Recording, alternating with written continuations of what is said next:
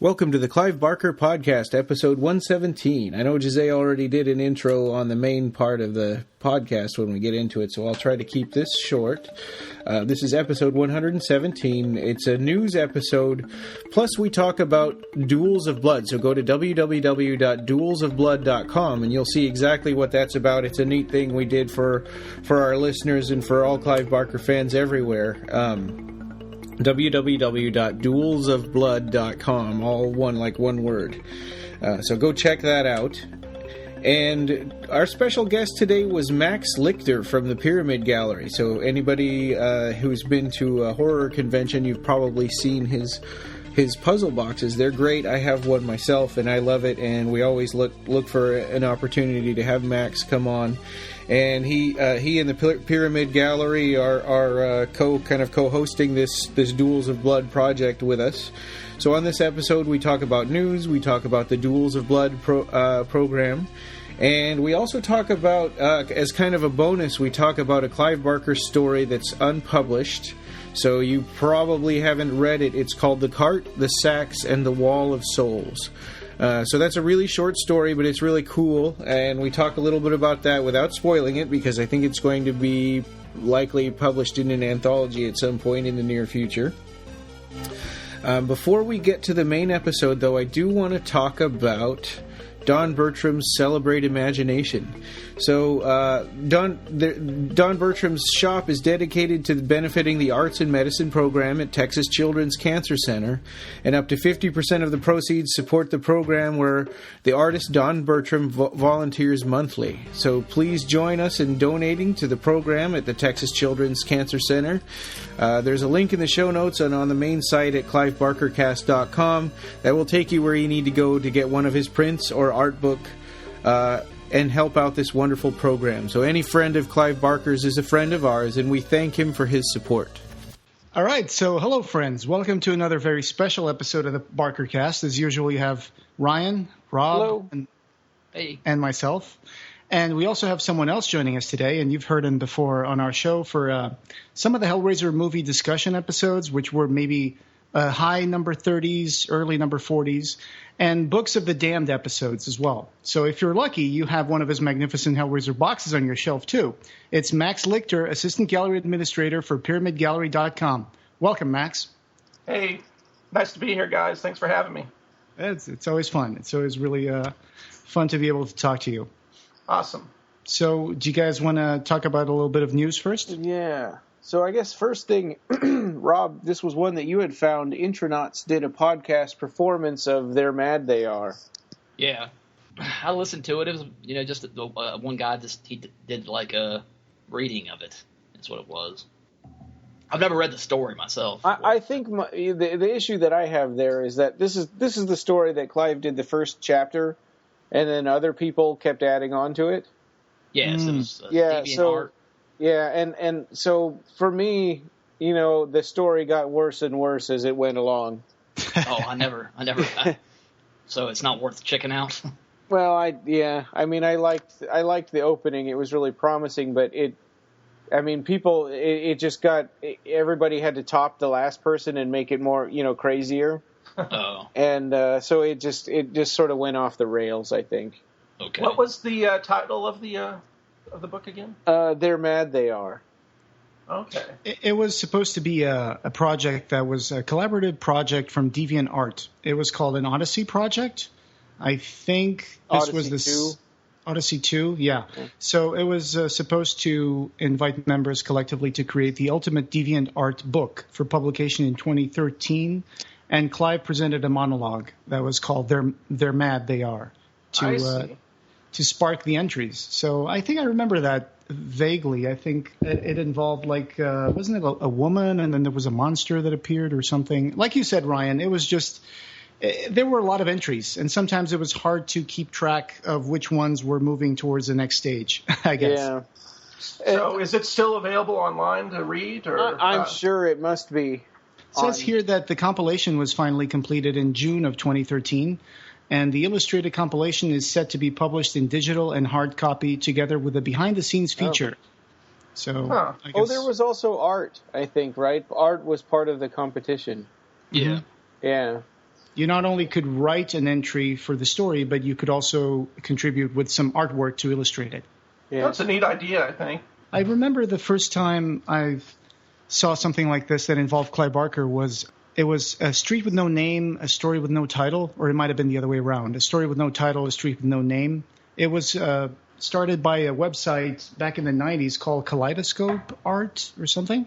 And the first chapter of the story was written by Clive Barker. And it involved this guy with no shoes in the street with no name and a knife in his pocket. There was mention of like a lady who didn't have a finger that told him, you're going to find yourself with a godless blade, a street with no name. And then people had to pick up from that beginning. So it didn't go too far, though, because this was early days of the Internet. We're talking about maybe 93, 94. So I don't think there were that many entries. But and didn't you say that also that a lot of people wanted to do the first entry after Clive's, but then nobody wanted to pick it up after that? I guess it's true. You know, most people are going to want to follow up Clive Barker stuff instead of picking up on another guy's story. That's always the way it goes. But that was the first one back in '94 or something. It would have been interesting if Barker would have been able to, do, subsequent chapters, after the fact. And maybe like every 5 chapters he could have chimed in or something. That would be cool. Yeah, I think they were doing this for Odyssey too. Like he would help to pick out which entry he liked the best. So that's how they did this one. So that's pretty cool. I'm gonna keep tracking the news on this release, and we'll let you guys know as more news come in. The Leviathan DVD, Max, I'm sure you must have seen that, right? Oh, yes. Yeah, so that's on sale for $12.99 Great Britain pounds. Oh, so okay. Well, that makes it accessible at least. That's like, what, maybe $16, $17, something like that? $16. $16. Yeah, so not bad. And I'm glad that people can continue to buy it long after the Kickstarter is over, too. Oh, it's definitely a trove of information. So. Holy cow, yeah. We kept bugging them to send us ours early. I mean, we bought them, but we wanted ours early so that we could review it for the site, and it took like a week to watch it. Right. Yeah. It's 11 hours. 11 hours of content, but it was worth it, darn it. I mean, oh, yeah. Wow. I know that subsequent editions and subsequent releases of this, like on digital and also on the Arrow video box set, they've cut down the documentary a little bit, and they've re-edited it here and there. But I think that the Julia edition is always the best one because there's like 11 hours of content. That's amazing. Yeah. Yeah. Yeah, so much I thought I would have known after all these years of studying Hellraiser to be surprised by so many of the the facts that came out after, So I think they did really well getting all that out there. Well, and it was also interesting, just people's memories of the events, and there were things that contradicted each other, and it's not because somebody was lying, it's because that's how memory works. Right. And from the same creators, they've done more documentaries that are not Clive Barker related. I mean, they've done one for Fright Night documentary, where they had like Simon Bamford and Nicholas Vince play the roles of the vampire and what was the name of that character? Yeah, the Vampire Hunter. Yeah. I was curious about that. I kept seeing photos of that, and I was wondering why are they reenacting stuff from the movie if it's a documentary? Yeah. I guess it was for the documentary segments and stuff. So that sounds cool. And now they're doing one called RoboDoc, a documentary about RoboCop. Yeah, I saw that. That was pretty cool. Aren't they also doing something that for $1? Aren't they also doing I'd buy that for Ghostbusters? Ghostbusters? Yeah, I think that's someone else. Danny Stewart's involved in that somehow because he had a lot of posts up for that. But he's also involved in the RoboCop. Yeah. Documentary. RoboDoc. Yeah, that's going to be cool. They just got Tom Noonan to be in that thing. I think he played Kane in the second RoboCop. Yeah, what's bugging you, Murph? Kane. Kane's bugging me. Iconic. And the Hollywood Horror Museum recently visited Clive Barker at his home, so they were able to see some of his new drawings that he's been working on. And we covered that as well, right, Rob? You made an entry about the new art pieces by Clive Barker. Yes. So apparently he's still cranking out drawings every day, 4 to 5 drawings. Hopefully he's working on finishing up the 3rd book of the art as well, which I know a lot of people are looking forward to that. Yeah, and SST Publishing did a 3-book deal with Clive Barker, which people were really kind of getting their hopes up and thinking I that got confused on that when I first reported it. Yeah, and I said novels, but oh, I see. Yeah, well, I didn't know how to really. That was my mistake. Yeah, well, and SST Publishing is a smaller, more independent, like a limited edition kind of a publisher. Short, Scary Tale Publishing. Yeah. So they're the ones who have been publishing Paul Kane and I think Barbie Wilde. Yeah, Barbie Wilde as well. Yeah, exactly. I love the covers of those, though. I love those glossy covers that they look like textbook covers. Uh-huh. Yeah, that they did like for monsters and or horrorology and monsters is actually and Barbie Wilde's Books of the Damned. Voices. No, wait, is it Barbie? Voices of the Damned. Yeah. Oh, yeah, I just wanted to bring up another piece of news that we don't have on the notes, but I was in Las Vegas recently during StokerCon, and so I did my best to be able to cover something there, but I didn't get a ticket for StokerCon. I only found out like maybe 2 days before I went to Las Vegas that it was going to happen there at the Flamingo. And so what I did was I got in touch with Mark, and I said, hey, Mark, I heard you're going to be a guest, and he was a jury for a Lucky 13 competition for like best horror shorts. So he was being the jury for that. And I think from what he told me, he also did a Nightbreed lecture or presentation about, the process of getting the director's cut. And Scarlet Gospels was nominated for an award, but unfortunately that didn't win. But I didn't get to see Mark Miller while I was in Las Vegas because also I had like family things going on. But I just wanted to leave that there because Peter Atkins was there at StokerCon, and so was Stephen Jones, editor, who you mentioned Horrorology. He's the editor of that. Yeah. I talked to Peter about the weekend because he was there, and he and Stephen did a lot of drinking. So he had a good time. Stephen Jones was a Toastmaster. It was at the Flamingo Casino. Yeah. So I know that Stephen Jones was the Toastmaster for the convention, so that was a first for him. And awesome. If you follow his Facebook page, there were plenty of photos of that. So check out Stephen Jones' editor page on Facebook for more pictures of those events. And there's a Hellraiser Rubik's Cube. So I guess there's been one in the past, but this one is officially licensed, right? Yeah, I think so. That's from Mezco Toys. It's only $13 too. It's a good price. Yeah. Wow. I would like to get one, and I've never put this would be a Rubik's Cube I would put my complete, total, concentration in solving. Yeah, I've never been able to do it without peeling the stickers off. That would just be, I'd have to get it right. Oh, man. Because it can't look like all disorganized. Yeah, right, it has to look like That's that. What I would do is mess it up, and I'd never be able to fix it again. Right. I always took a butter knife to the Rubik's Cubes and took them apart. Oh, pull out the cube. Yeah. Okay. I didn't know that's a little trick you can do. It's kind of what I did as well there. But I'd just like to bring out a little something, which is, have you guys noticed that every time something licensed about Hellraiser comes out, they always try to tack it on Hellraiser 3, Hell on Earth? Yeah, I noticed that with like the toys and stuff. And some sort of rights thing. Could be, some sort of rights thing.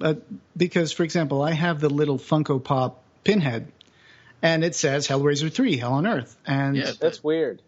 The NECA things, the NECA toys, they also have a Hellraiser, Hell on Earth. Well, they have all three movies, I guess.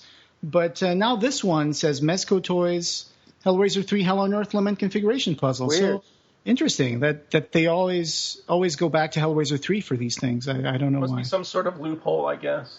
Yeah, there was some promotional stuff for Revelations.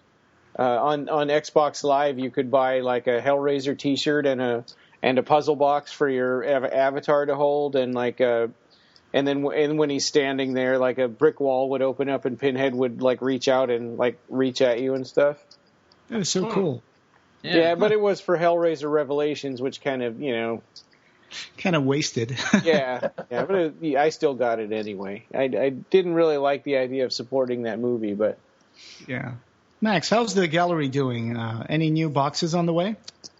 Yeah, I have a few in development right now. I just made some money down in Texas at the Texas Frightmare Weekend, and so that kind of sets me up to run some new productions. But the newest thing we've done is we released the last 2 chapters of the short story, The Affair of the Reticulated Box by Renfrew Werfner, which is a bit of a puzzle.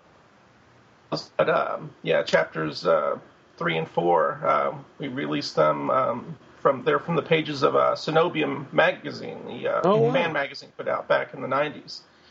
So we currently have those last 2 chapters up, and I was able to use the paintings from artist Michael Herndon, who I'll be doing some shows with later on in the fall. Oh, that's awesome. Yeah. That's cool. So we're going to have to review the story for the blog after this. Yeah, that'd be awesome, man. I know you'll like it. It's really well thought out tale. Well, that's I like the stories that y'all do for that stuff. I like stories about the box. Yeah, we like kind of delving into history and kind of mining history with this, with the mythos. So I think that's really cool. Thanks, man. I think one of the last boxes that you guys had, and correct me if I'm wrong, was the scribe configuration that was that Paul King contributed for the story for that one, right? Yes, exactly. That's actually one of the boxes I'm working into turning into a musical device. I start them off as a solid piece, just as a display piece, because it's cheaper to make them that way to get an idea of what the box will look like.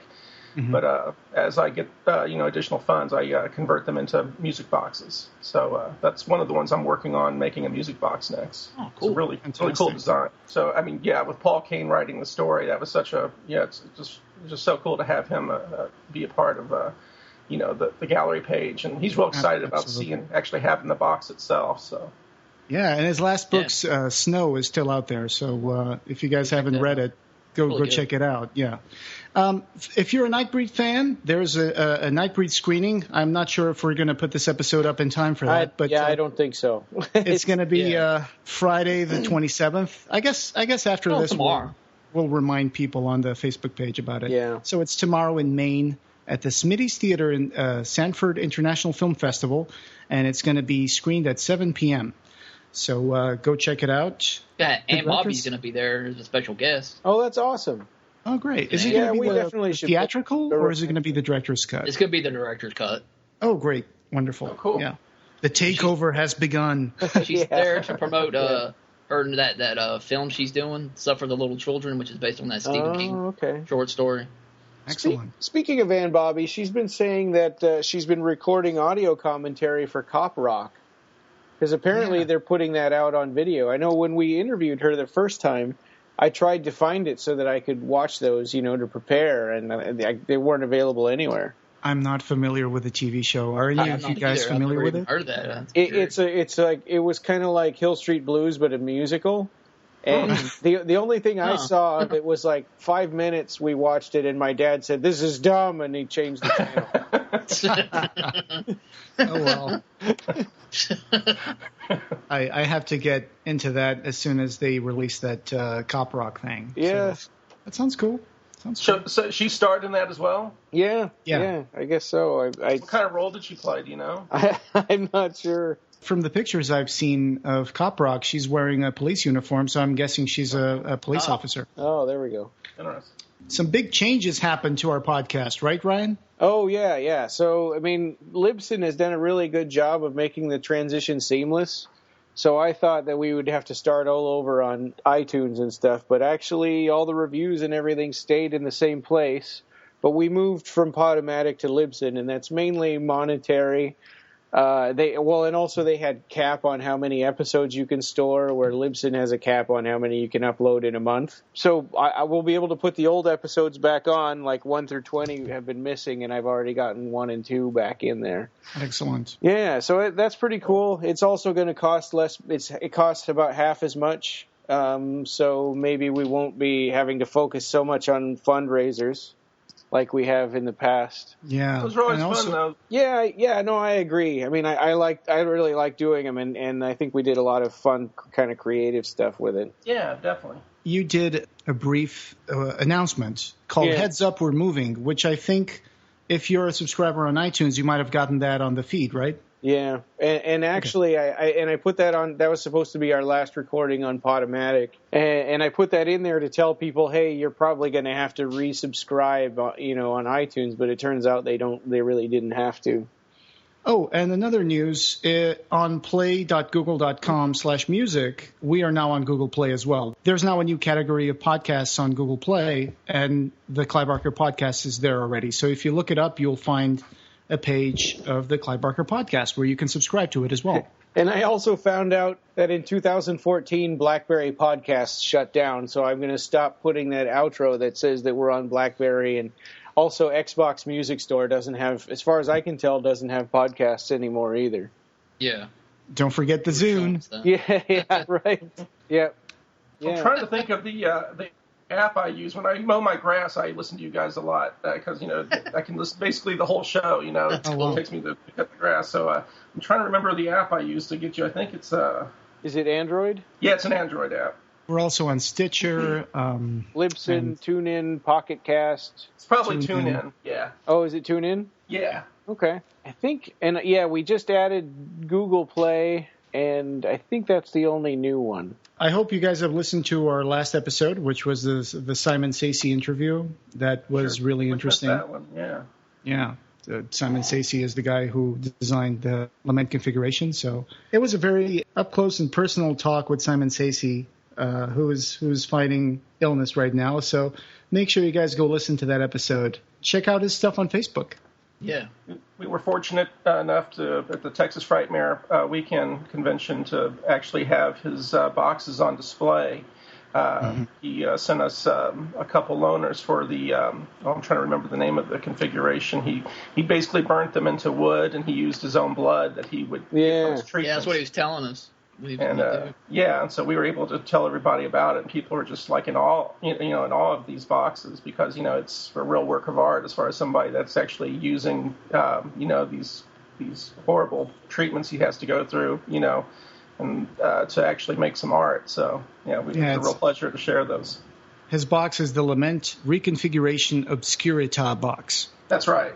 That's the name of it. So go listen to episode 116 and look up Simon Saysy on Facebook and like his page, because he's going to put out some lithographic prints at some point in the future. So that's another awesome thing for you to get if you're a collector for Hellraiser stuff. This just really quickly, I still have a whole bunch of Imagica cards for sale on eBay. If you look for CB_podcast, there's 100, and I put up 150 eBay listings there. Wow. And actually, a friend of the show, Jonathan Q, bought a whole bunch of them already. There you go. Yeah. So nice. So we've had him and a few other people getting them, but they're still there. If there's certain cards that you're looking for, I put up all the uncommon and all the rare ones and all the promo ones individually, and then I've got complete sets of common cards on there too. We're going to leave that link for the store in the show notes. Yeah. And we did a Hellraiser Revelations audio commentary, which was it was more fun to watch it with you guys than it was watching it by ourselves, which is what we've done in the past. So that's been aired so far? Yeah. Also, okay, I need to listen to that, because that should be really funny. Have you seen the movie now? Revelations? Yeah. Oh, yeah. I think the last time you were on, you had refused to watch the movie. No, I watched them all. I'm a glutton for punishment. It's all about Hellraiser. The pain is pleasure. Yeah. Good point. What did you think of that conceit that the Cenobites are like inside of the box? People would be talking outside of the box, and then Pinhead would be like, and he would listen. Yeah, okay, right. The genie in the bottle kind of thing. Or like if somebody picked up the box, he'd be like, He should have shook him around and be like, like on the bridge of the Starship Enterprise. And be...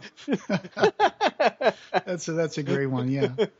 I made a joke about the new upcoming Hellraiser movie that Gary Tunnicliffe is directing, because apparently now for that movie Judgment, every time that the box is open, there's a bunch of people who appear, like a bunch of Cenobites. And I was like, what if the person opens that in a really tiny room? You know, are they going to have like seamstresses there, like stitching skins? And then there's going to be the jury over there, which is another 3 girls. And then there's going to be the examiner or whatever his name is. What if you're in a tiny, tiny little house or room? Into the closet or whatever. Yeah. Or phone booth. I guess they don't have those anymore. Yeah. I know. Anyway. Yeah, or an airplane. There was a clip of, I think, from a Kickstarter for Judgment that was recently somebody through some of the horror sites put up. And I don't know if you guys have seen that yet. Yeah. I've seen the video from the actual Kickstarter. That was a failed Kickstarter, wasn't it? Yeah. Judgment. So. It was interesting, I guess. You know, it's there's not too much depth to the trailer. It was just for a Kickstarter, but I'm thinking that some of those characters are pretty much look the same as the descriptions for the new Hellraiser Judgment movie. So I'm thinking he's going to use most of those characters for the movie. Probably look a bit more polished. Do you guys think that they give a crap enough to make a trailer for Hellraiser Judgment, or you think that they're just gonna hit us with the DVD or whatever? You never know. Probably make a trailer. I mean, they're in post production now, right? You'd think that would be coming really soon. Yeah, probably. Anybody can cut a trailer these days, so yeah, I'm sure there's going to be a trailer. I don't remember. There was a trailer for Revelations, right? I don't remember. Yes, there was, yes. I think so, yeah. So there's probably going to be a trailer for this as well. Yeah. I really liked Tunnicliffe's work on No More Souls. That was cool. That was a neat idea. The aged Pinhead kind of look. Yeah. Also, I was going to say, I did a piece on Sherlock Holmes and the Servants of Hell. It's Paul Kane's new book's coming out. Oh, cool. For the. Oh yeah, right. I'm sorry. I think I just moved that into the news, but you meant that to be a feature, right? Yeah, I was just talking about what the story could possibly be, and I wonder if even Pinhead will be even in it, because if Paul sticks to the canon, Pinhead didn't show up until World War I. Yeah, that's a good point. Because Sherlock Holmes is supposed to be almost like coming out of the Victorian era, right? Yeah. Yeah. I think so. It'll be interesting what sort of Pinhead we're going to see. Well, originally, aren't the Sherlock Holmes stories, they refute much of the supernatural, right? And so it's an interesting take if they actually use the the Hellraiser mythology mixed with Sherlock Holmes, because that would be actually go against the grain of was that Bram Stoker? Oh, right, yeah, that he fought against. Not Bram Stoker, right? Conan Doyle, right. Yeah. I think that's an excellent point, because there were a lot of stories like The Hound of the Baskervilles, which is supposed to all the signs point to like a supernatural, hound that kills people, but then it turns out it's not like that at all. So it's going to be interesting to see how he's going to reconcile the skepticism of the Sherlock Holmes stories with the Hellraiser supernatural side. I guess we'll see when it comes out. Yeah. Just, I guess, kind of his version of the Scarlet Gospels, detective. Also, I'm not too concerned about the fact that Elliot Spencer might not have existed in the time of Sherlock Holmes, because personally, I always like to think of Pinhead and the Cenobites as these like creatures who can defy the fourth dimension, and they would be able to fact, in the comic book Pinhead miniseries that came out in Marvel, Pinhead does travel back in time, although I think it's not intentional. He doesn't mean to do it, but he's thrown into like this trip back in time. So maybe that's something that Paul Kane might use. Yeah. Well, yeah, those are the same series, the Pinhead comic book series. He also was manifested in like different incarnations of Pinhead, using different. It wasn't always Captain Elliot Spencer. There were different people that inhabited the spirit of Pinhead, or the Hell Priest, or Zytotech. Yeah. I always like that approach to it. Yeah, I always like that approach to the fact that it's more of an entity that can occupy a certain form for a certain period of time, and then move on to another form. It really expands the mythology there. The price on this is very cheap. It's only $10. Oh, really? Pre-order through Amazon. I got mine in already. So, is that $10 for a physical copy? Yeah, $10 for a physical copy. Nice, excellent. And it's about a 400-page book. So, wow. Looking forward to that and getting Paul Kane back into the podcast. Yeah. It comes out on July 12th, 2016. There's something that we've been working on in conjunction here with Max and the Pyramid Gallery. I've been kind of planning this for the past month or so, and finally got it all together. This is, and if you're on social media, you've probably been bombarded with this already, but the Duels of Blood. So what this is we're pairing up Clive Barker characters against each other in sort of a March Madness style tournament to see which who gets the most votes and which one is the most popular at the end. I think people will assume that it's going to be Pinhead, and that could definitely happen. But I want to see where this goes and how it progresses. Yeah. Yeah. So in our first bracket, we have the Hellraiser bracket, and what I've been noticing is actually Chatterer has done a pretty good job against Pinhead. Yeah. When we were making these pairs, I thought he would probably have the best chance out of all the Hellraiser characters of beating Pinhead. But it's still a tough job. Yeah. Yeah. I wouldn't think that the Chatterer has the ability to throw those chains around like the Hell Priest is able to. So you always, that's right. And you always think, I wonder. The Chatterer is holding back, right? You always think, I wonder what he's going to be up to or what he's going to do. The votes opened on the 23rd at night, so it's probably the 24th. And the voting for this first round of voting is going to end on June 7th. But the thing is, Clive Barker's page shared our Duels of Blood this morning. That was really awesome. Oh, cool. I saw that. Yeah, that's really cool to do that. And Nicholas Vince shared our link, and he was talking about, hey, I know the Chatterer is not going to win against Pinhead, as it should be, but, go there and vote. Yeah. And I think, Ryan, you said something about, go vote for Nick because he's got 3 slots that, you can vote for. It's going to be Kinski, Chatterer, and the White Berserker, Ghost. And a really dedicated person can skew this quite a bit just because you can vote every 5 minutes. Yeah. So if you really, really have somebody that you want to win, you can put a lot of time and effort into that. So in the Hellraiser bracket, our next pair up is the female Cenobite versus the Puzzle Guardian. So now I think that the Puzzle Guardian is mysterious, and I thought he would have a better showing, but so far he's being trounced by he's getting his butt kicked. Yeah, by the female Cenobite, and of course, well, I think she's like a creature of a higher order than the. I don't know who would be ranked higher in hell, the female Cenobite or the Guardian itself. Some people compare the Guardian, when the movie first came out, to like Satan or something, But I think the female Cenobite would be my guess as far as the true powerhouse. But again, it's up to the vote, And we picked the Barbie Wilde version of this female Cenobite because she's more active in the community and she cares about the character, and Grace Kirby really doesn't. Right. I wonder if I had put the image of Grace Kirby, if she would have so many votes. That's a good point. Yeah. I mean, and or what if it was Grace Kirby female Cenobite versus Barbie Wilde? Oh, that's a good one. That would have been a good one. Could be a late contender. Yeah, you'd have that little wisp of hair on the top of her head. She is creepy. I mean, I have to give her that. It's a creepy look. The next pairing is Butterball versus the engineer creature. Yeah. And, of course, Butterball is winning. Go Simon. Go Simon, yeah. I love the engineer. I think he's really cool, but in this case, I don't think he's going to make it onto the next round. Yeah.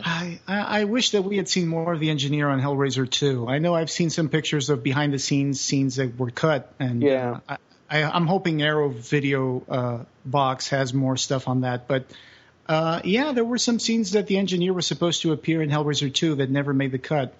And I'm sorry about that because I really like this weird, creepy creature. It's really cool. Yeah. Well, and the engineer, of course, in the Hellbound Heart is completely different from this monster.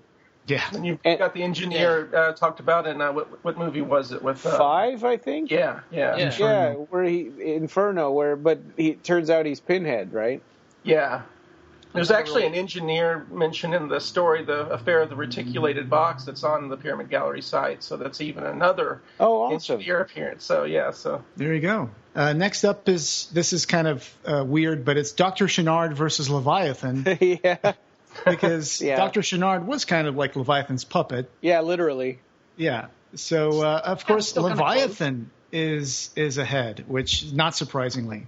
Well, and it's interesting because we have a human actor versus really a concept. Mm-hmm. Mm-hmm. But I mean, Leviathan is a mysterious character. We don't really know much about it at all. It was a shame that it never came back in any movies after Hellraiser 2.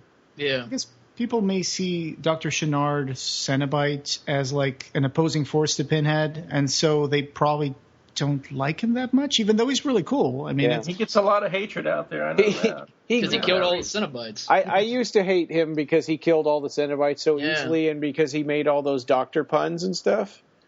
Yeah, but he's one grown of my on. favorite. I love since Chenard. we started the podcast. I've kind of turned around about him. you know what? I wish I had gotten this when it came out. You guys remember the NECA figures? Oh yeah. Yeah. There was not only a box set of a plastic figurine of Dr. Chenard, but there was also a statue of Dr. Chenard. Oh wow. And at the time, I only got the Pinhead statue. Even the box set, the plastic box set of Chenard is really expensive nowadays to buy. I went on eBay to try and look and see to get it, and I can't. It's just outrageously priced. Wow. And there's a previous one from Screaming, right, Max? You remember the Screaming set? Yeah. Oh yeah, yeah. I have both of those, so I'm interested what the price is. Yeah. They go for pretty good prices on eBay and Amazon. The next one is a bit of a provocateur act. It's kind of a goofy one. You know, I wanted to originally in earlier drafts of this, we had a whole bunch of silly pairings, but this is really the only one that is left. We've got CD from Hellraiser 3 versus Pseudo Pinhead, which he's also sometimes called Pinhead Jr. from Hellraiser Revelations. And actually, I'm shocked that he has any votes at all. I expected him to get completely trounced by Yes. But he's actually got 50 votes already. So well, it's almost like who do you hate less? You know? I know. Well, but in a fight, CD would probably win because he has an endless supply of Amazon online CD-ROMs to throw at. Yeah. So outdated, he needs to be throwing MP3s, you know? Yeah. My sister-in-law is a teacher, a high school teacher, and she once mentioned to me that she had like an LP vinyl album she brought to class, and some of the students were like, "What's that? I don't even know what that is." Wow. And I'm wondering, is there going to be a day when in the future where like kids are going to be watching Hellraiser 3 and they're not even going to know what the CDs are? Oh, definitely. They're going to be like, "Oh, those are DVDs or something," you know. That's a little shocking because they sell. You can buy CDs or you can buy record albums at Fred Meyer.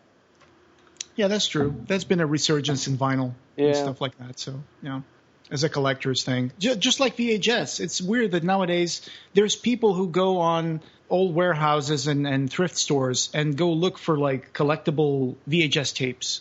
Yeah, and it's really making a comeback. So markets are the best place to go for that stuff too. Next up, we've got Angelique from Hellraiser Bloodline versus Abigor from the Marvel Epic Comics. I voted for Angelique all the time on that one. Yeah, I have too. I like Abigor. I think she's cool. I thought this was fairly even matchup, but it seems like Abigor is a little more obscure. Yeah.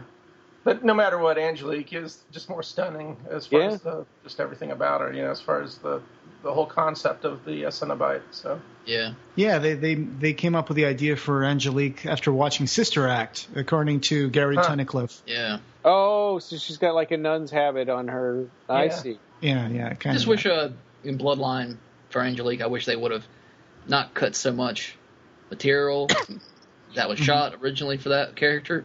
Because there was supposed to be a lot more stuff showing how she didn't like Pinhead and they didn't like each other. Yeah. Right. How she kind of held her own to him. Yeah, it seemed really like that in the editing it was made more like, you know, now Pinhead showed up, you can go stand in the background. Yeah. Yeah, that was unfair, yeah. Next up is Bound Cenobite from Hellworld, or I guess the first incarnation of Bound was actually a woman, and then they changed it to a man.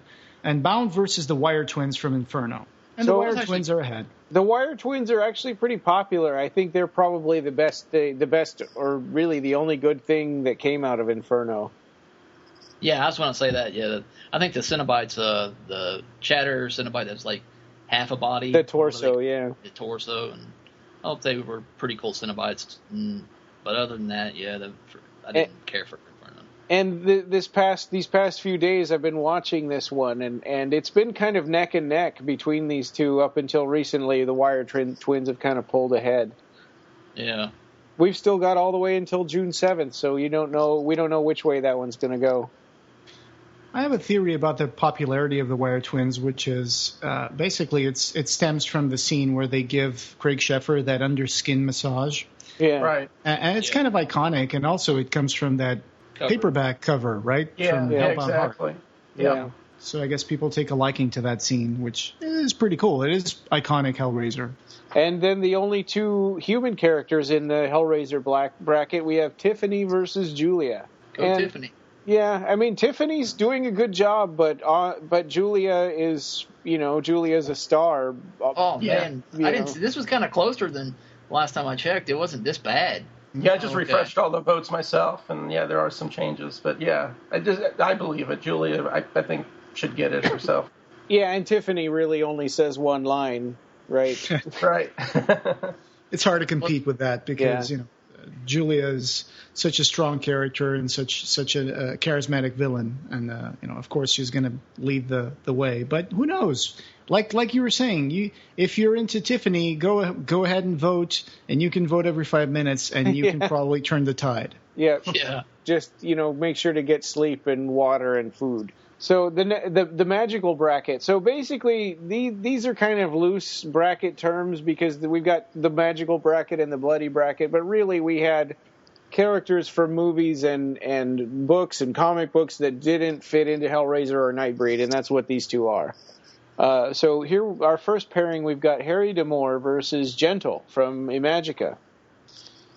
Well, Harry D'Amour seems to be he's going to take that one right now.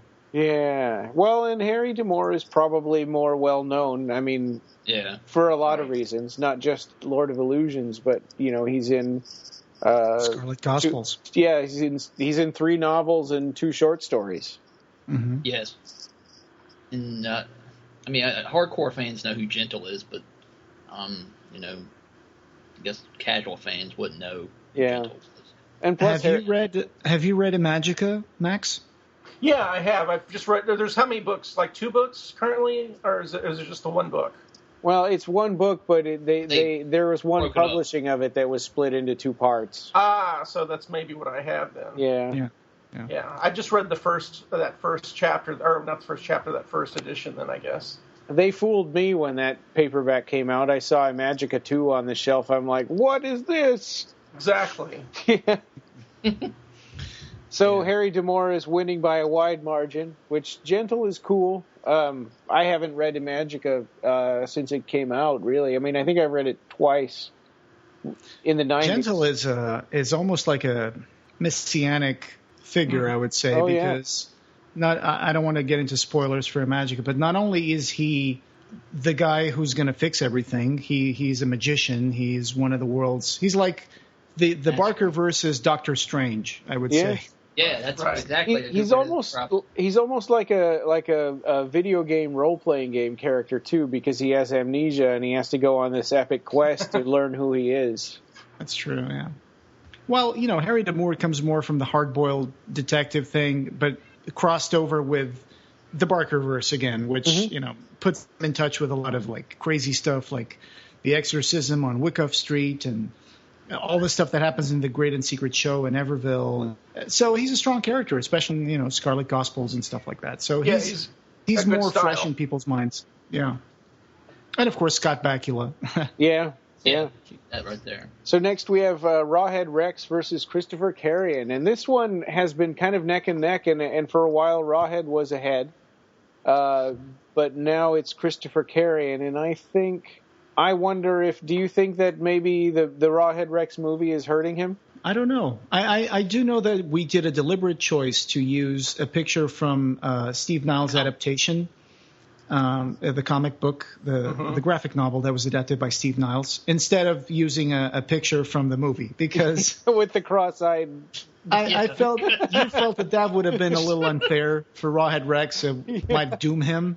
So we used the good Rawhead Rex. Yeah. Well, Clive didn't like that image either, right? If I remember, he had some negative things to say about the movie's portrayal of the character. Yeah. And they locked him off the set and moved it to Ireland. Oh, wow. They had to use that Ireland tax shelter thing or influence the location of the movie, which happens a lot, actually. But So next we have kind of two characters that are one old and one new, and Mr. Hood from The Thief of Always versus Wick, the Master of Colors from Next Testament, the comic book series. It's currently really close. Yeah, and Wick has actually pulled ahead of Mr. Hood, which is, I mean, I guess maybe because he's fresher in people's minds. And Mark Miller might be voting every 5 minutes. That's probably Mark doing that. It's like, everybody stop what you're doing, come to this computer and start voting on Wick. No, I'm just joking. Yeah. But yeah, Mr. Hood is a very cherished character for anybody who's read The Thief of Always. I mean, even though he's the villain, but, there's a good memory about reading The Thief of Always back in the 90s when it came out, so... It was Clive's first. The house itself, wasn't he? Yeah. Yes. Yeah. He was a vampire that stole youth. Right. Right. Mr. Hood versus Wick. Let's see who wins. Two very strong villains. And go vote for your favorite. And it's close. All right. So Mater Motley from Abarat versus the Jaff from The Great Secret Show. I just know the Jaff. I don't know. Mater Motley is from Abarat. I've not read those yet. That's Christopher Carrian's mother. Oh, okay. I don't even know who Christopher Carrian. I know he's a very popular character with fans. Sorry, it's his grandmother. She's despicable, and actually earlier we had debated about whether these two should be paired against each other because the Jaff is a sympathetic bad guy and Mater Motley is not. So it would be probably, if we were to make them more similar, it would be Kassoon versus Mater Motley because they're both these unsympathetic kind of, just horrible characters. I really love Randolph Jaff, particularly the beginning of the book where he's in the dead mail office and finds it's so cool. And the ending, you feel bad for him too when he's starting to learn how to do the art, and he's and he changes his mind sort of halfway through, and he ends up in a cave, maimed and mutilated. Don't his hands get like all messed up? Yeah, he mangled. chews the skin off of his hands. Yeah. Because when he opens the portal, his hands get stuck into the reality, gateway. So he gets stuck there and he gets mangled. So he does achieve a certain degree of redemption in the story. I thought at the end. But Mater Motley, she's a very important character in Abarat, and she has a very deep relationship to the Island of Midnight, and she even raises like Stitchlings from the mud. And she creates an army. So, again, I haven't read Abarat 3 yet, so I don't know what happens there. But I'm hoping she's going to play a role in the Abarat storyline. So. Well, and also there's an implication that she's responsible for the condition that Christopher Carrian is in because she started the Orchard Fire. Ah, okay. And killed he killed the rest of his family except for Christopher. The next matchup involves another character from Abarat, Jimothy Terry. Was this guy the leader of the Terry Cats, Ryan? Yeah, exactly. Okay. Versus a very Dionysian character, I would say, Maximilian Bacchus. It's very close. There's only 4 votes between them. Yeah. So it's too close to tell. My favorite one is Maximilian Bacchus because I voted for him. I like that. Clive has a lot of these Dionysian characters in his novels, like Lemuel Lowe in Weave World, a guy like a rotund, rubicund guy with a red nose and a beard that likes to have an orchard where people go to do theater. And in a way, it reminds me a lot. Every time when I was reading Maximilian Bacchus, I kept going back to Lemuel Lowe from Weave World because I was like, this is pretty much the same character. Yeah, or Budenbaum from Everville. Yeah. That's true. So they're only 4 votes apart, so get cracking on that one as well. Okay, we've got Yabu. Sorry, I actually typed in Yahoo one time. I had to fix it. Yabu from the Jump Tribe versus Squiller. And Squiller is a really obscure character. He's basically a set of binoculars that's like an octopus. Yeah, I don't know who these characters are. I was going to ask you that. Squiller is from Abarat? Yeah, you put the octopus Squiller on your face, and you can see through his eyes. Oh. But Don't Squiller you have a figure of that? Or not a figure, but a doll?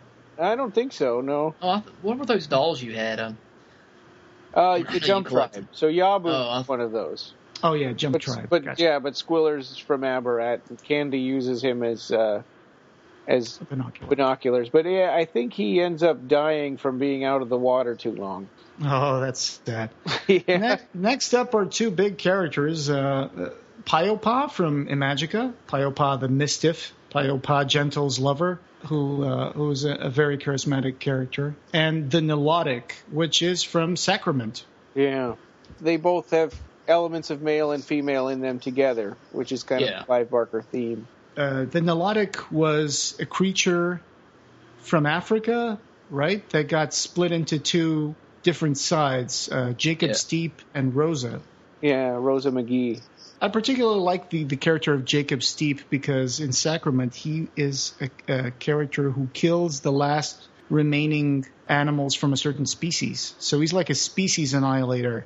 If there's a species that's coming to an end, Jacob Steep is the guy who goes and kills the last one. So kind of the idea, I think, was that if you take all of the feminine out of a person, then they're like this horrible monster. And it's the same with if someone's all feminine and no masculine, then they're also terrible. Rosa McGee and Jacob Steep are awful, on their own, but when they get put together, they make a whole person. Jacob Steep is like a mystical Ted Nugent.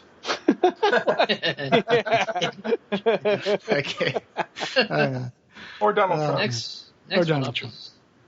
Anthony Breer, the Razor Eater. So we're going way back to the Damnation game versus the Rake, which the Rake has some Hellraiser roots, but he's actually from Weave World. But but the sentence was that he was tormented by surgeons from some Beyond. world.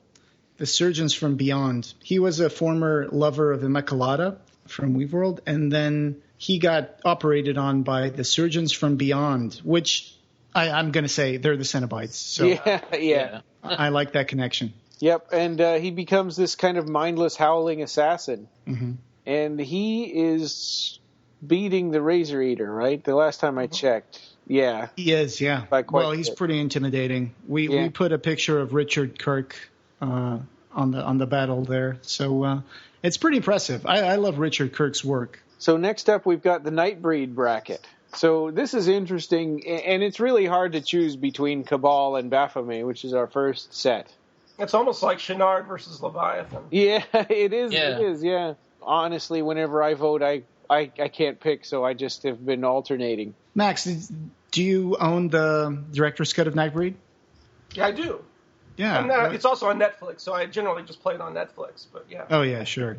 All right, so Cabal is winning, of course, with not a very wide margin. So there you go. Yeah. Cabal, of course, Craig Sheffer, very charismatic actor.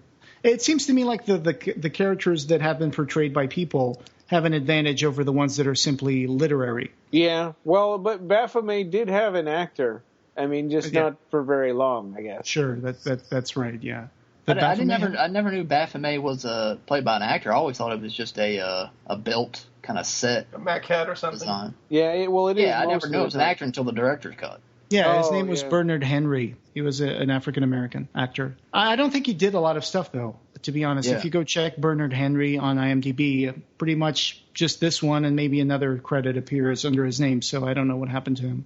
Well, the next one is interesting because these characters were both played by the same actor, who was Nicholas Vince. So it's Kinski versus Ghost. I didn't know he played Ghost. Yeah. So cool. we gave Nicholas Vince an instant win on this first round. Yeah. That's making up for pairing him against Pinhead in the Hellraiser bracket. Yeah. He did play it in a few scenes. Not all the time that Ghost is on the screen, but in a few scenes, that was Nicholas Vince. And actually, that vote is a lot closer than I thought it would be. Yeah, originally it was really Kinski was kicking the crap out of him. Well, and I didn't think most people really knew the difference between the different berserkers. I mean, really, they're just kind of a mob of mindless beasts.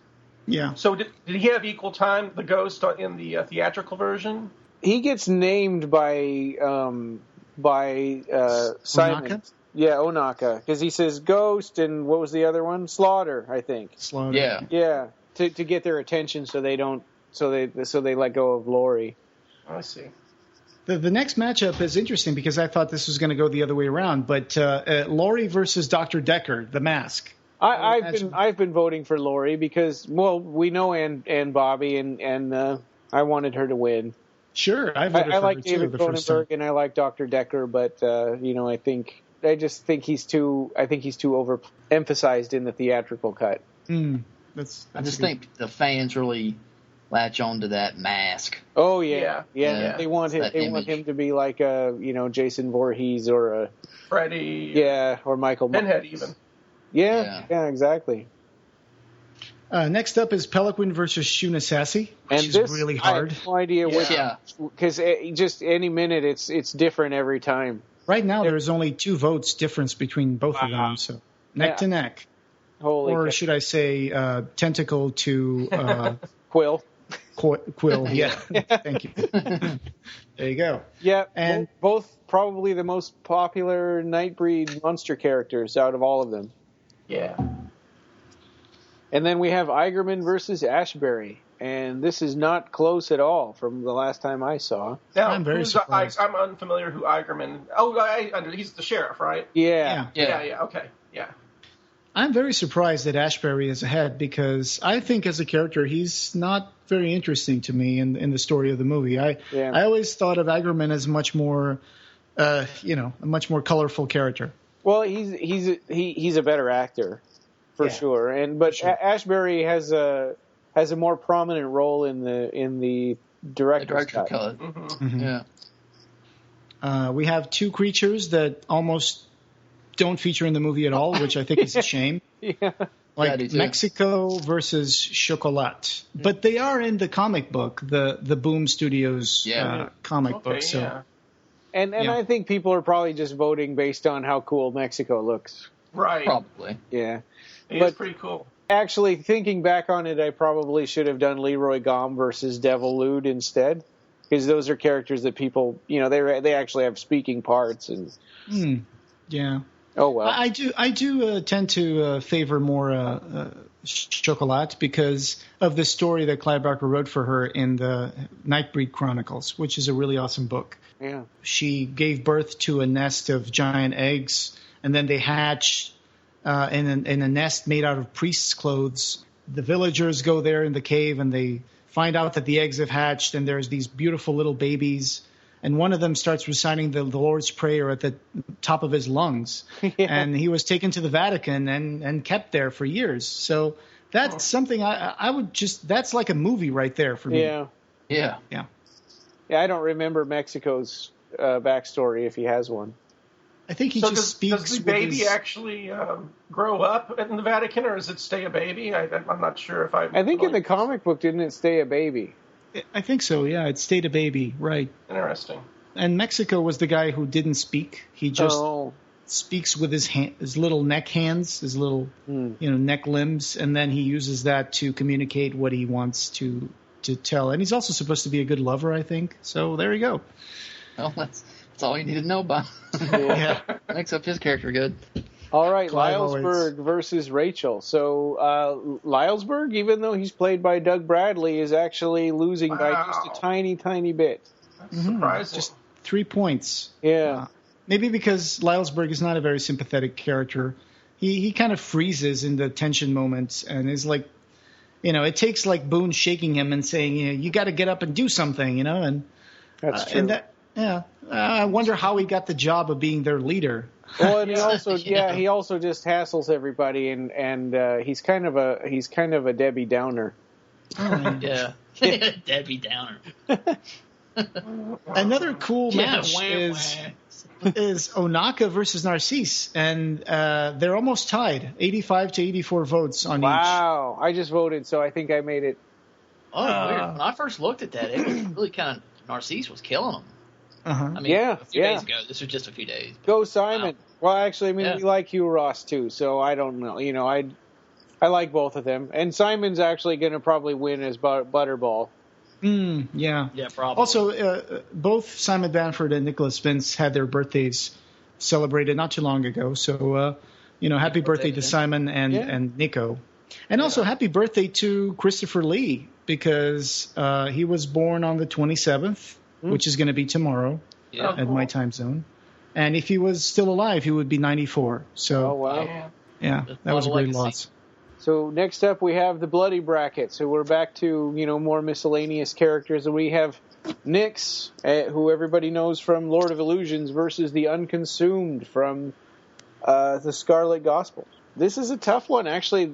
From when I've been watching, this has been kind of tied most of the time. Did you read the Scarlet Gospels, Max? Not yet. I've heard so many different reviews from people that come up to me at tables and stuff. So I'm a little worried at this point whether I should read it or not. Yeah, I definitely think you should read it. Yeah. Okay. Good. Well, the Unconsumed is this character from hell. He's high up in the hierarchy, and I'm not going to spoil anything, but he is a creature that lives in fire, and he's like the name says, he's unconsumed. But he has a really cool throne, so when you read the book, I think you're gonna enjoy that scene when he has this throne. There's a big battle between him and Pinhead. Yeah. The great. Yeah. Oh, okay. All right. So next up, a Weave World matchup: Immaculata versus Tesla Baumbach, and Tesla it's Weave World versus the Great and Secret Show. Oh yeah, right. What was the female character from Weave World? What was her name? Yeah, she's. I forgot her name. I forgot her name right now. Yeah, I know you're talking about. I can't believe that. Yeah, I'm totally choking on that. I cannot. She has the power of the menstruum. Yeah. Susanna, right. Yeah, yes. People are probably yelling that into their iPod. Right? Yeah. Sorry, guys. It's been a while. Yeah. Susanna Parrish. Yep. There we go. So this one has also been a close match. Mm-hmm. I'm voting for Immaculata because she's the coolest. I'm sorry. Well, Tesla gets more and more powerful, as throughout from the beginning to the end of Everville. And I always visualized Immaculata when I was reading the book. I was thinking about like an older Naomi Campbell. That was how I saw her. Yeah. He kind of reminds me of Matter Motley in that picture too, in a little bit. Yeah. Candyman versus Uriel the Scourge, another.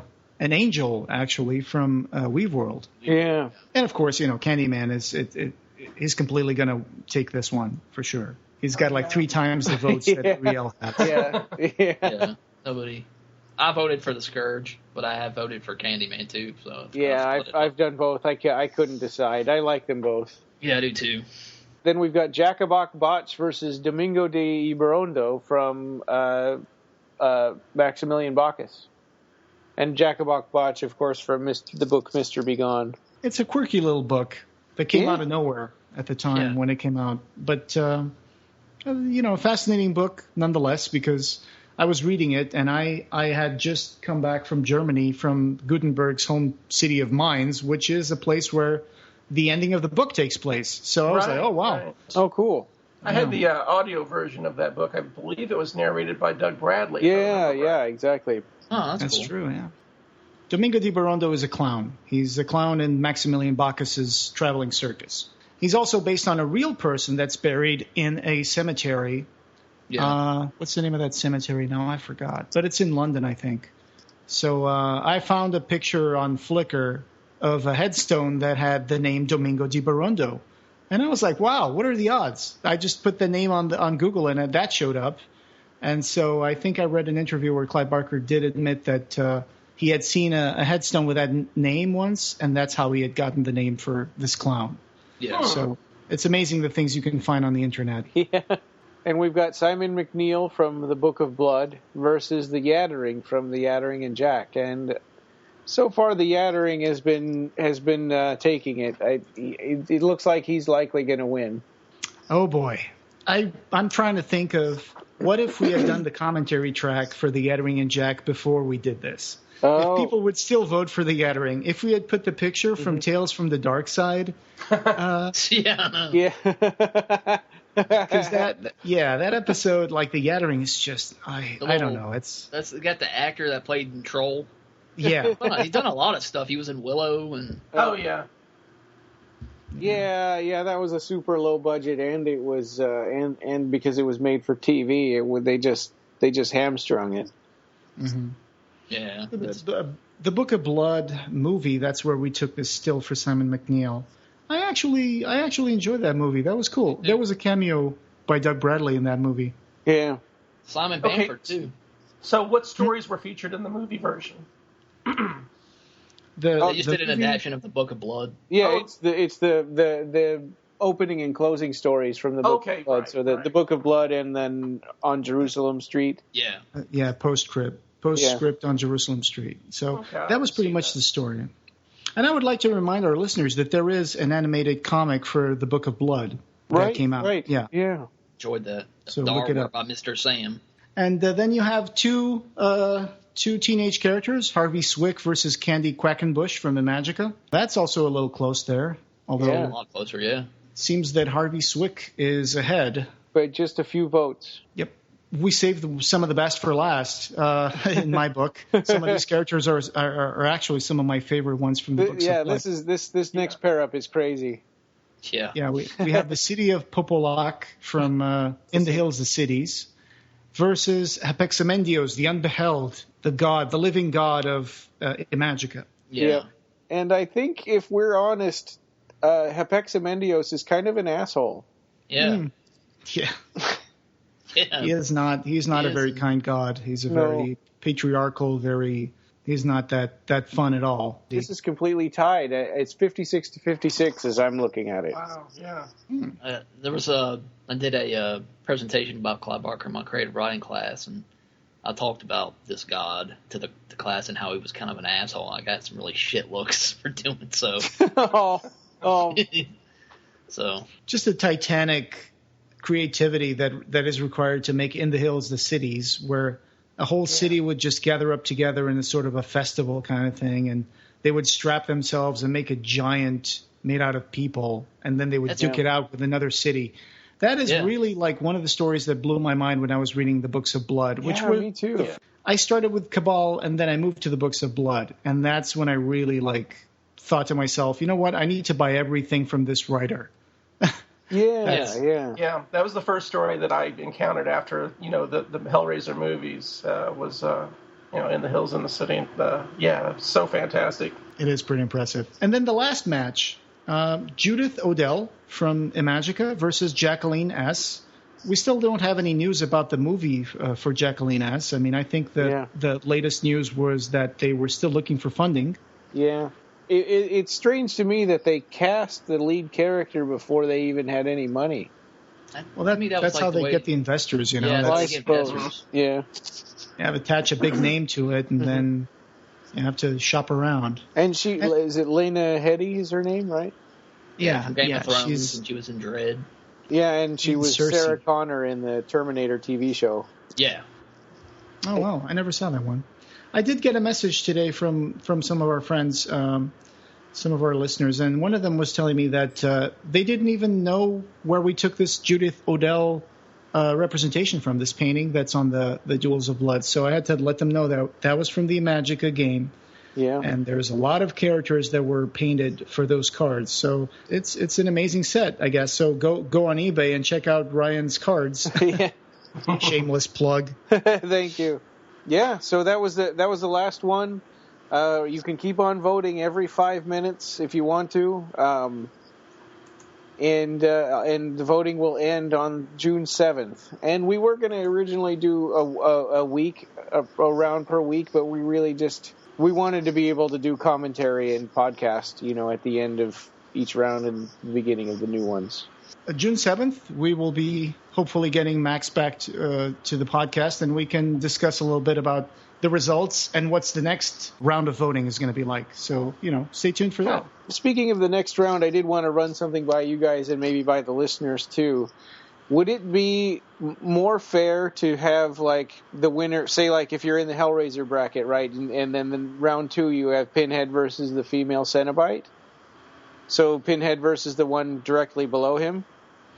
Or would it be better in each bracket for us to just choose, which winners are going against each other, to try to make it more of an even match? What's the precedent with other? I think it's usually they just go against the one that's that's directly below them. I see. So it'd be Pinhead versus Female Cenobite, and probably Butterball versus Leviathan, and CD is going to be versus Angelique. And if you're going to do it like a March Madness thing, that's the way you have to do it. Yeah. Okay. Yeah. Well, that makes it easy. Mm-hmm. We might get some strange pairings or. So I guess we were saving the best for last, right? The cool discussion of. Yeah. A story. This is kind of a bonus, and probably not a lot of people know about this story. I'm guessing, the cart, the sacks, and the wall of souls.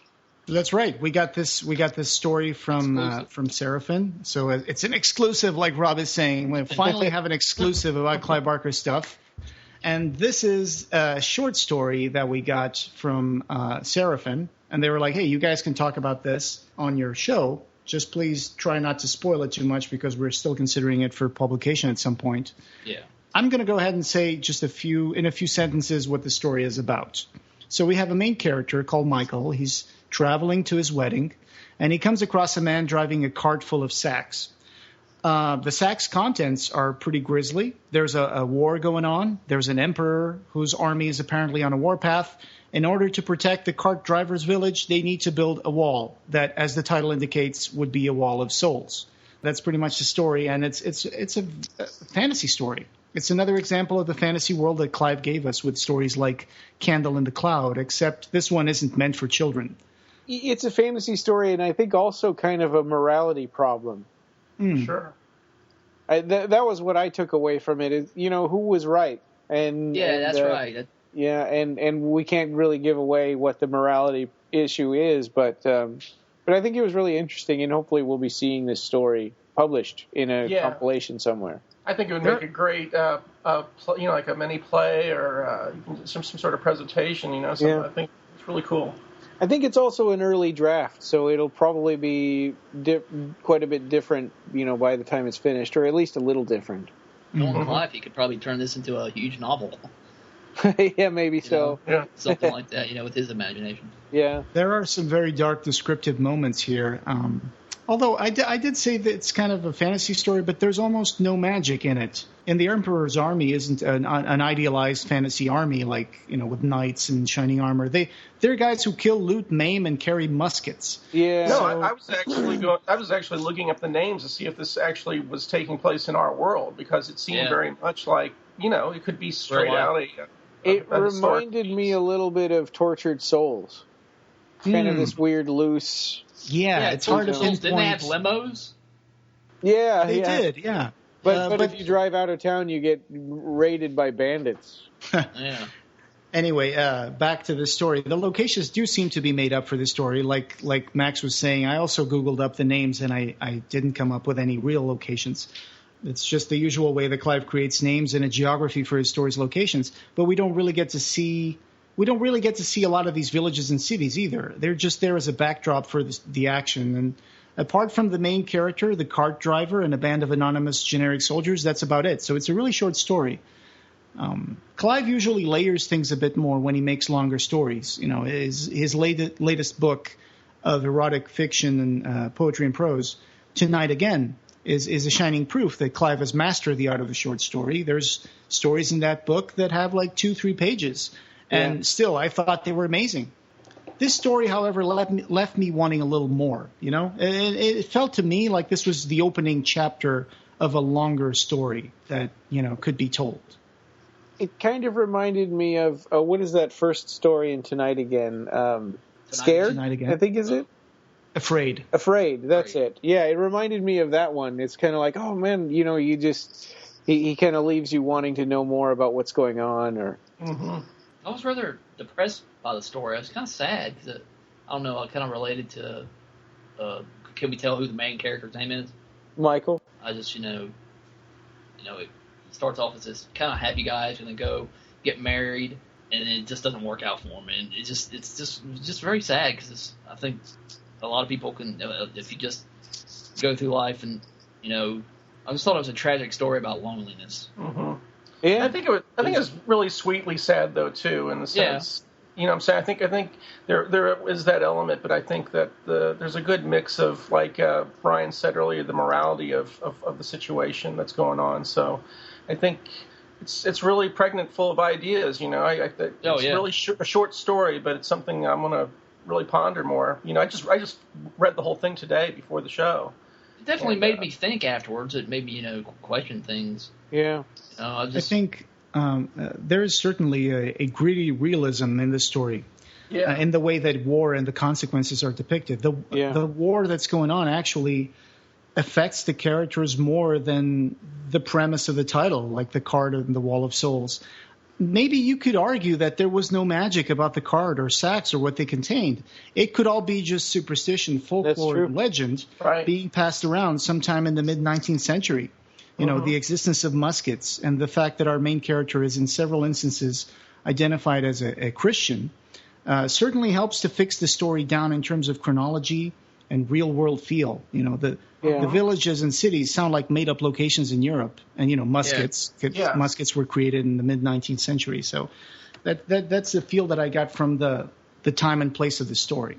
Yeah, I really like that. It was more. It seemed more rooted in the historical than the fantasy. That's my take on it, at least, and so that's what I really enjoyed about it, because it had me searching for these cities, and looking for the time and what emperor was this? Was this a Russian emperor? Was this so it was really cool. It still felt like a grim fairy tale, though, the way he wrote it, the way he set it up, the way it was just structured. Even though it was based in like this real life, it just still had those beats. I don't know if it's just like one of those weird little tales from Brothers Grimm. Mm-hmm. The idea of the Card of Souls offering this kind of grisly material to place in a wall for protection is not entirely fantastic or original either. I mean, the idea when they were building the Wall of China, it's said that hundreds of thousands, maybe millions, may have died during the construction, and they would just be buried inside the wall. I was looking at this website called TravelChinaGuide.com, and they refer that because of this, the wall was said to have the power to intimate the avenging spirits of those who died for building it. Wow. And it's cool. What's really creepy is that to this day, there are bodies that accidents that happen on building sites all the time, especially with bridges. And matter of fact, there's still rituals that take place for laying cornerstones to buildings that involve wine, because the wine represents blood. So this is something that's it dates back through culture, back to the Aztecs, to many priestly clans that practice, human, not just human sacrifice, but metaphorical sacrifice as well. Mm-hmm. So, right. I looked up the ritual immurement, which means to trap someone inside a wall. This was done throughout history as a capital punishment and sometimes as a religious practice. It's fascinating and gruesome. The Vestal virgins in Greece, they were supposed to be virgins, and if they broke their vows of chastity, they risked being immured. They risked being stuck behind a wall and left to starve to death. Some ascetic practices that got mixed up with the church not too long ago, but there was a ritual, there was a thing called vade in pacem, which was practiced in some convents. There were some monks and nuns that practiced what was called closure, which was they would not receive visitors, they would not leave the convent or monastery. And this vade in pacem thing was basically a death sentence. If a monk or a nun broke his vows of chastity, they could be kind of pushed into this thing where they would be stuck in their cell permanently, forever. And they would just receive the food under the door, and they would just stay there until they died.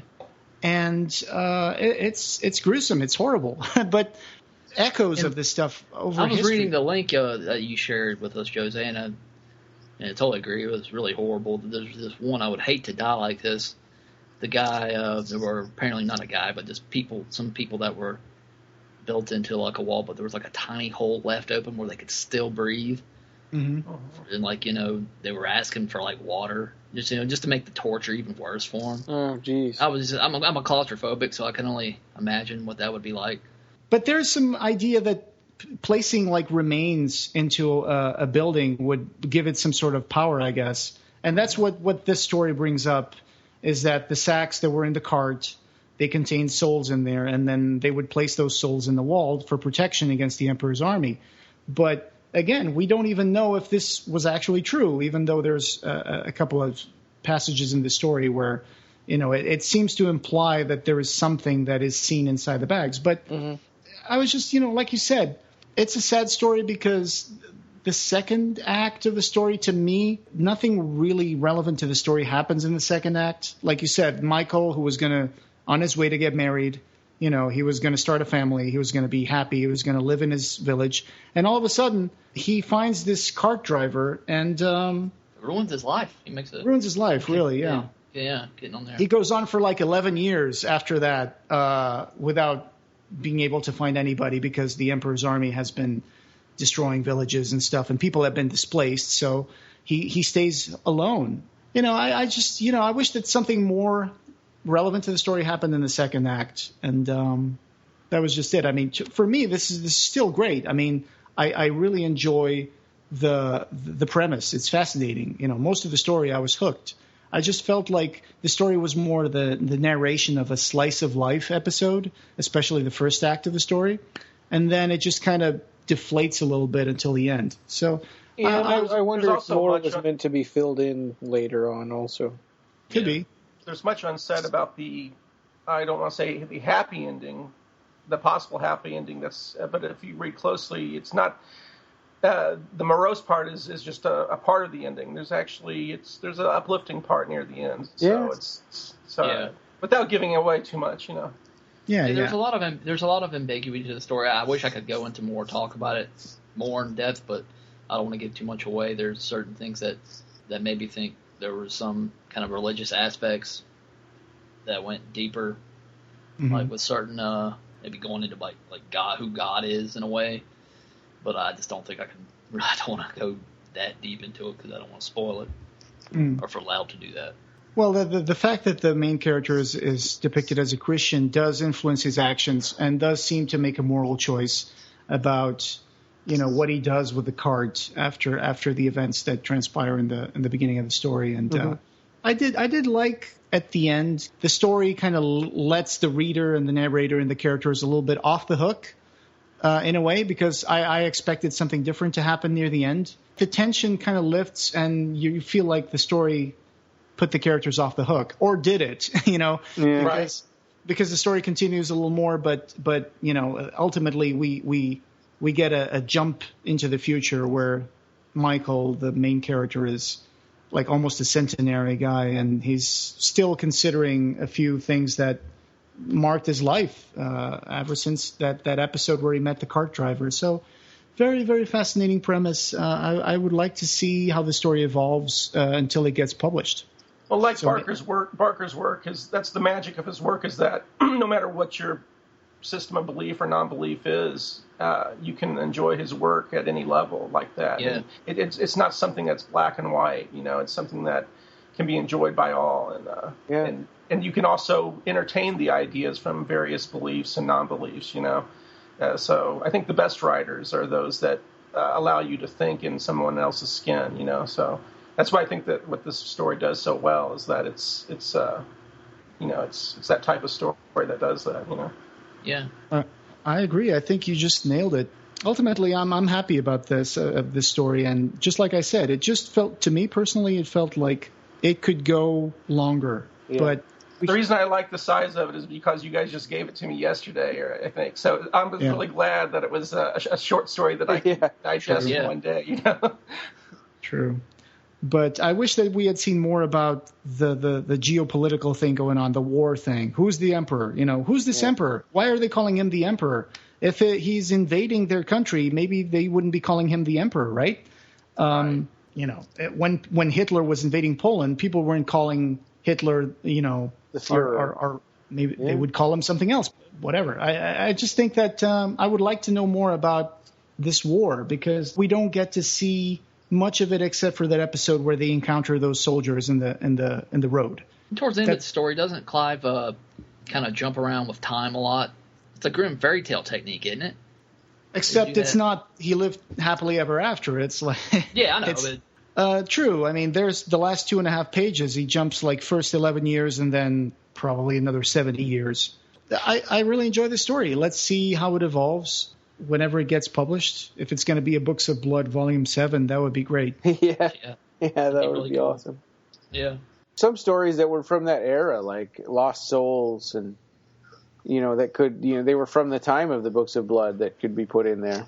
Did we ever find out when this was written? Around 2000. Yeah. Okay. So right around the same time as Tortured Souls. Ah. That's interesting. Yeah, because that's, was it Primordium is basically kind of a Roman emperorish state of sorts. So, yeah. Yeah. Huh. That's pretty cool. Yeah, we have more stuff on the way. We have more exclusives that we're going to be talking about in future episodes of the podcast. Some of them might be interesting to you, Max, because we also have a few Hellraiser treatments though that we got from Seraphin. They said we could, so I think we're going to be fine. I don't think we're going to have any sort of like letter showing up in the mail about those, but especially because those projects are pretty much done for. Yeah. Oh yeah.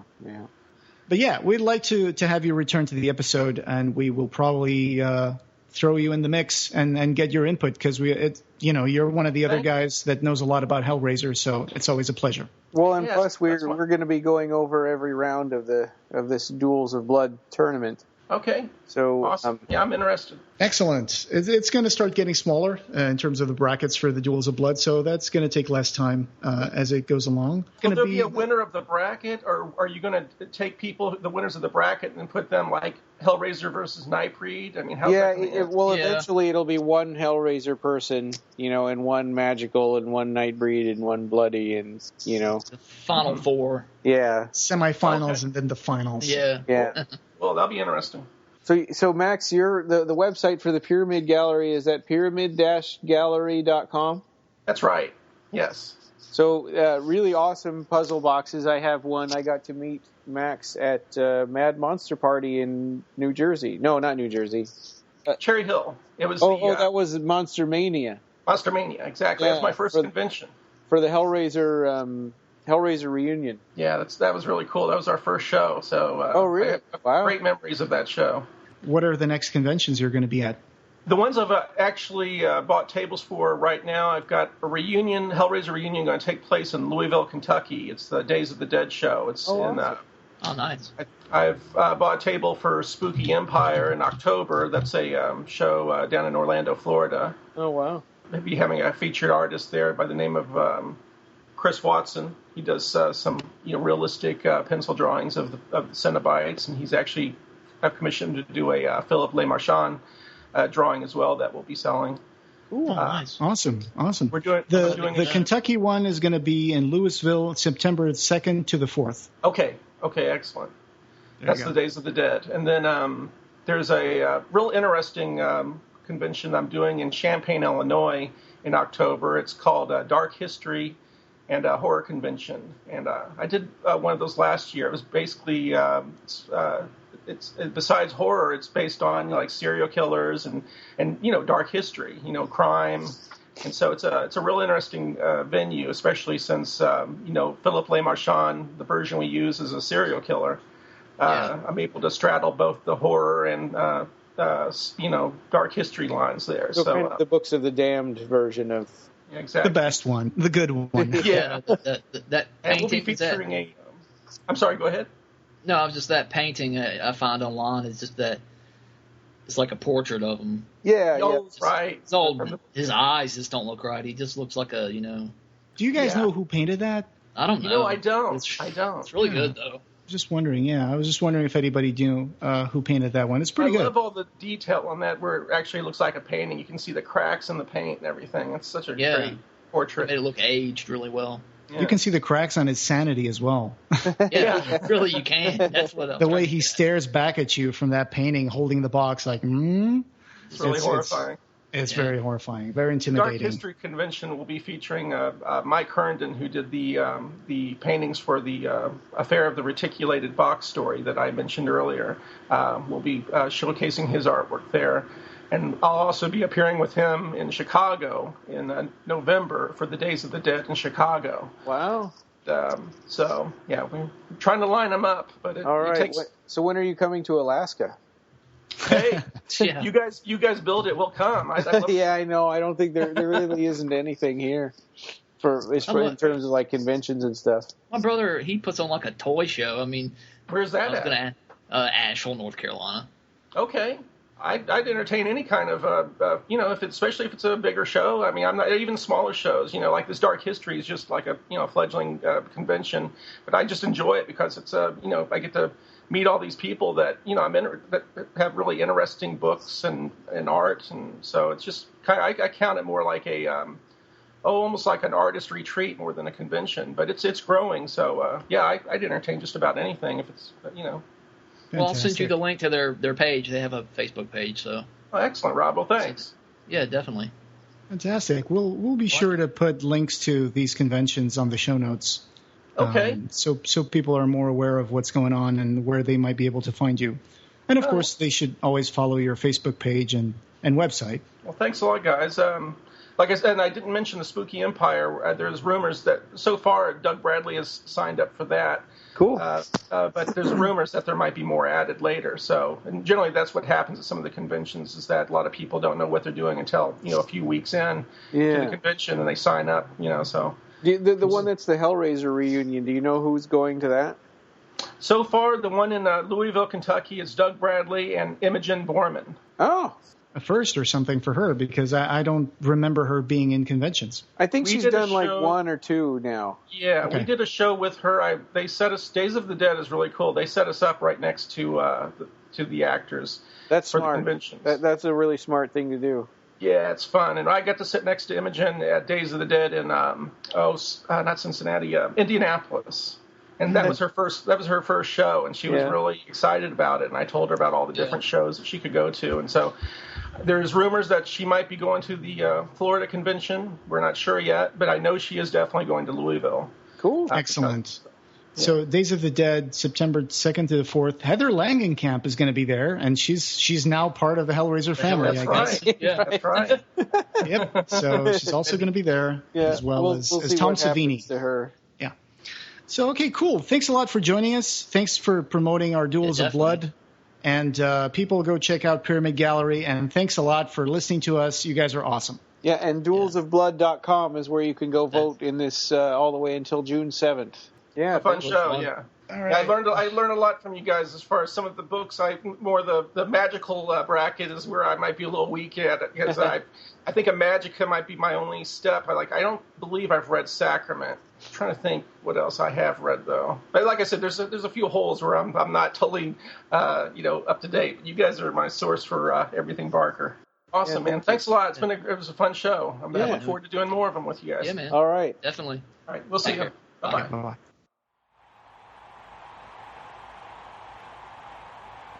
You can find the show notes for this page and lots of Clive Barker's news and features at www.clivebarkercast.com. Please follow us on Twitter @BarkerCast or @OccupyMidian. Like us on Facebook and join the Occupy Midian Facebook group.